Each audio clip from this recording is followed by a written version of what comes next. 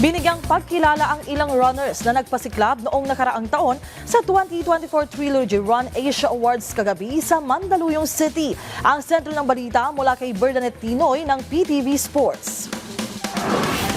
Muli na namang nagsama-sama ang mga Pinoy at Pinay runners ngayong taon pero hindi sa kahabaan ng kalsada sila nagtipon-tipon, kundi sa 2024 Trilogy Run Asia Awards na ginanap kagabi sa Mandaluyong City. Sa pangunan ni Run Rio CEO and founder Rio de la Cruz, kinilala mga finishers mula sa iba't ibang bahagi ng bansa na lumahok sa nasabing run series. Anya, karapat-dapat lamang na mabigyan sila ng pagkilala dahil sa hatid na inspirasyon nila sa publiko para may palaganap ang healthy lifestyle.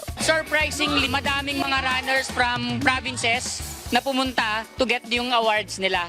So, lahat ng finishers or nakatapos ng 1, 2, 3 and yung national finals, nakakuha sila ng medal.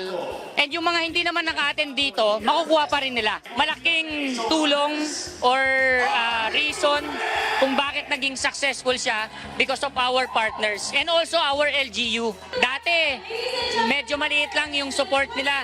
Pero ngayon, napakalaki talaga na inaalaw tayo to cross yung road, nagpo-provide ng manpower para ma-make sure yung safety ng participants natin.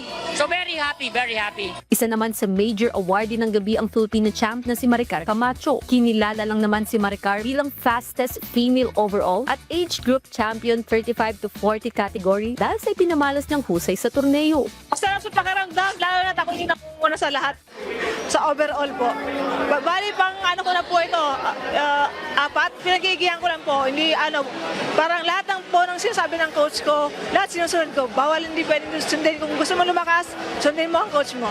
Samantala, nagbigay din ng payo si Rio sa mga Filipino runners na gustong subukan ng full marathon ngayong 2025. Marami tayong surprises and I hope dun sa mga nagbabalak na tumakbo ng first 42K nila, ini-invite ko kayo yung ating Trilogy Run Asia, one of the best series in the Philippines, and of course meron tayong awards night na dedicated for our runners.